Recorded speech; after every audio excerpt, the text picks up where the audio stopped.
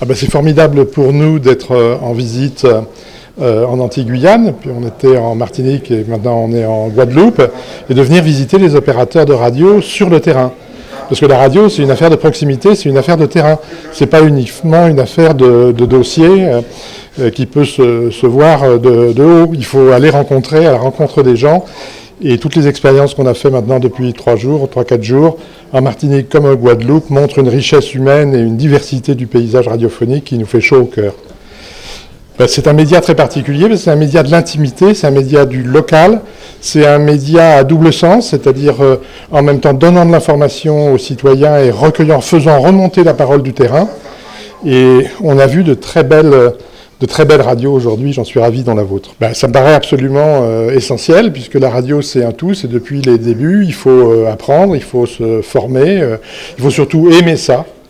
C'est beaucoup une question d'amour et c'est vraiment ce qu'on a vu aujourd'hui. Et de ce point de vue, la Maison de la Presse, en suscitant et en les vocations et en les encadrant, joue un rôle absolument fondamental. Oui, pour nous, c'est important de venir constater la richesse des médias en Guadeloupe.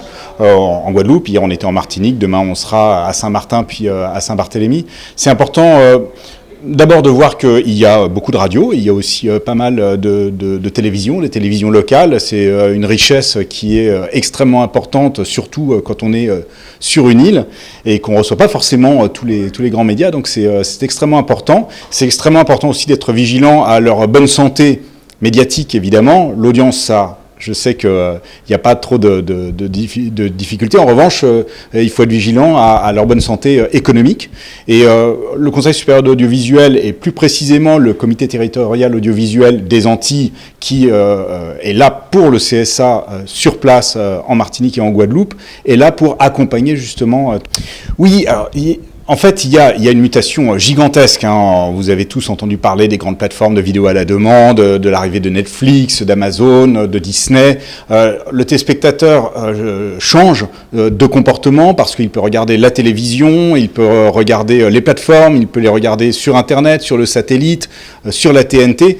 Et tout ça crée une espèce de grand mouvement dans lequel il faut être sûr que tous les médias suivent et qu'il n'y en a pas qui restent sur le bas-côté. Justement, en ce qui concerne les télévisions locales, il faut être sûr qu'elles sont bien dans ce mouvement-là, qu'elles ne vont pas subir ça et qu'on va pouvoir les accompagner pour garantir leur bonne santé.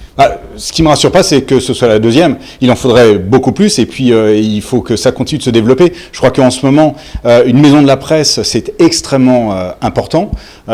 On voit bien que toutes les questions liées à la liberté de la presse, à l'éducation aux médias, qui est un sujet qui est très cher au Conseil supérieur de l'audiovisuel et à d'autres, c'est très important. C'est important pour les jeunes générations. Il faut que les jeunes qui arrivent aujourd'hui, qui demain sont des citoyens, sachent s'informer correctement et que quand ils vont sur Internet, ils sachent distinguer ce qui est une véritable information et d'un véritable site d'information d'un site peu recommandable ou d'une fausse information.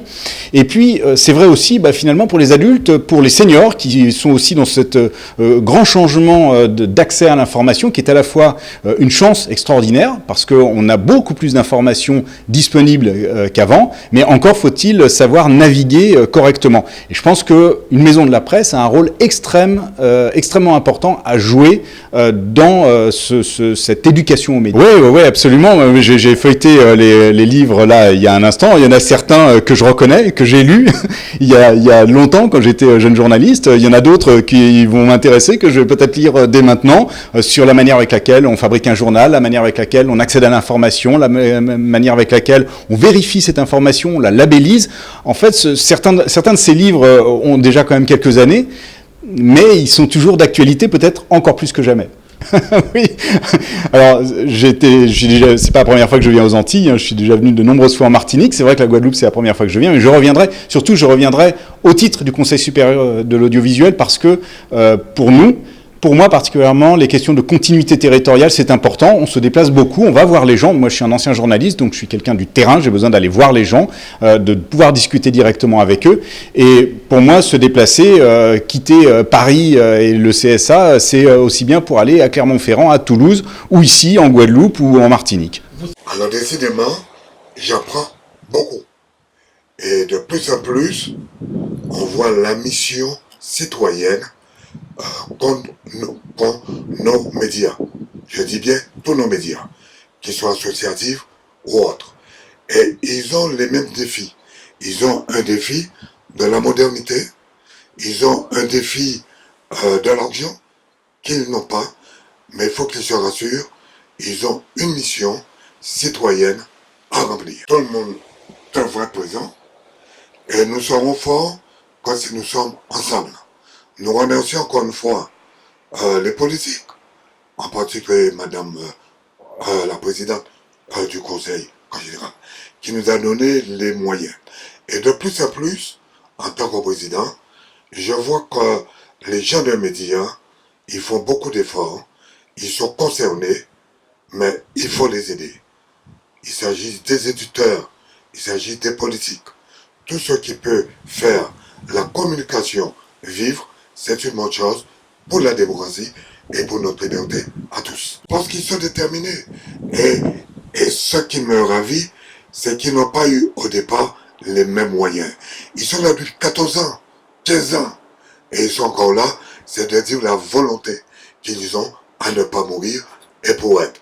Donc, il faut les aider et je les aiderai.